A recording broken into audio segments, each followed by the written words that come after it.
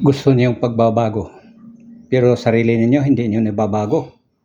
Paano tayo magkakaroon ng pagbabago kung hindi natin unahin ang ating sarili? Kaya mga kababayan, at magtino-tino tayo dahil lahat naman tayo ay damay-damay dito. Gusto niyo ng gulo, darating sa inyo.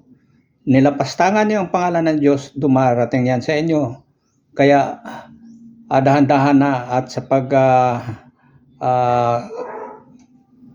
pagkilala sa ating Panginoon upang itong mga nangyayari sa atin sa paligid at maaring pagbigyan tayo. Kung hindi man natin mapigilan ito, at least ligtas tayo.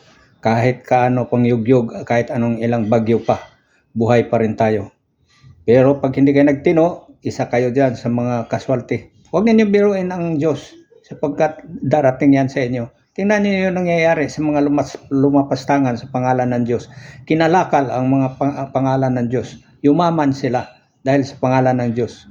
Nilapastangan nila ang pangalan ng Diyos. Ano nangyayari sa kanila? So yan, nakikita mo na paano sila pinarusahan. Kaya mga kababayan, magtino-tino. Dahil bukas, hindi natin alam, wala ka na. At nandiyan ka na sa kahon mo.